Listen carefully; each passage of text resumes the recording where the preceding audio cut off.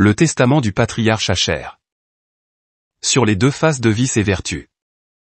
Transcription du témoignage d'Asher, des choses qu'il dit à ses fils à la 120e année de sa vie. Il était encore en bonne santé quand il leur dit, « Vous enfants d'Asher, écoutez votre père et je vous dirai tout ce qui est juste en regard du Créateur, concernant les deux voies que le Tout-Puissant donna aux fils des hommes, les deux pensées pour deux actions, les deux places pour deux fins. Et par conséquent, toutes choses vont par deux, l'une correspondant à l'autre. Il y a deux voies par lesquelles deux pensées vont dans nos poitrines pour différencier le bien et le mal. Si l'âme prend plaisir au bien alors toutes ses actions seront droites, et penser qu'elle pêche elle se repent aussitôt, ayant placé son esprit dans la droiture et excluant la malice, elle renverse aussitôt le mal et déracine le péché. Si sa pensée est disposée au mal, toutes ses actions seront mauvaises, elle se détourne du bien et détient le mal en elle, car Bélial la domine, elle dénaturera en mal ce qu'elle fait de bien, et chaque fois qu'elle commence à faire bien, elle amène la fin de son action à faire mal en vue de remplir le trésor du mal par du poison de l'esprit du mal. De l'âme qui dit du bien de quelqu'un qui cause du mal, la fin de son action conduit à la tromperie. De l'homme qui n'a aucune pitié et rend le mal pour le mal, cela a deux aspects mais le tout est mauvais.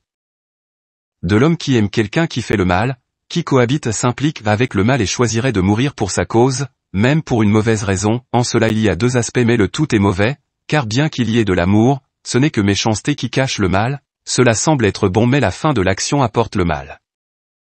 D'un autre qui vole et agit injustement, pille et fraude mais que néanmoins il a pitié envers le pauvre, cela a un double aspect mais le tout est mauvais, à frauder son prochain il provoque le Très-Haut et jure faussement contre le Très-Haut, même s'il s'apitoie sur le pauvre. Le Tout-Puissant qui a édicté la loi le situe au néant pour provoquer et se moquer du pauvre dont il souille l'âme et rend le corps joyeux, il tue beaucoup et a pitié de peu. D'un autre qui commet l'adultère et la fornication mais s'abstient de viande, il fait le mal dans son jeûne et pervertit certains par son pouvoir et sa richesse, même si en dehors de son excessive malfaisance, il pratique le commandement, cela a un double aspect mais le tout est mauvais. De tels hommes sont à moitié purs comme le porc ou le lièvre, mais pour le Tout-Puissant sont vraiment impurs comme il est déclaré aux tablettes célestes. Par conséquent mes enfants, ne portez pas comme eux une double face, bienveillante et malveillante. Inclinez seulement dans la bonté puisque dans le Tout-Puissant repose dans la bonté et que les hommes veulent cela. Fuyez la malveillance et détruisez le mal par des bienfaits. Les doubles faces ne servent pas le Tout-Puissant mais seulement leur propre convoitise et ne plaisent qu'à Bélial et aux hommes comme eux. Les hommes de bien, d'entre ceux qui ont une seule face, s'inclinent seulement devant le Tout-Puissant bien que les doubles faces les considèrent comme étant dans l'erreur. De ceux qui tuent les méchants font deux actions, une mauvaise et une bonne, mais le tout est bon, en déracinant ce qui est mauvais, ils le détruisent. D'un homme qui haït l'homme injuste qui a miséricorde et celui qui fait l'adultère et jeûne, cela est d'un aspect double mais le tout est bon, il suit l'exemple du Très-Haut en ce qu'il n'accepte pas ce qui ressemble au bien avec ce qui est vraiment mal. D'un autre qui ne fait pas bon accueil au débauché pour ne pas souiller sa bouche et polluer son âme, cela aussi est d'un aspect double mais le tout est bon, de tels hommes sont comme les cerfs et les biches en conditions sauvages qui semblent impurs alors qu'ils sont tous purs. Ceux qui marchent dans le zèle du Tout-Puissant s'abstiennent de ce que le Créateur haït et interdit par ses lois, ils préviennent le mal du bien. Voyez maintenant mes enfants combien ils sont deux dans toutes choses, l'un vis-à-vis de l'autre, l'un caché par l'autre. La mort succède la vie, le déshonneur la gloire, la nuit du jour et l'obscurité la lumière, toutes choses sont mises à jour et celles qui sont justes maintiennent la vie.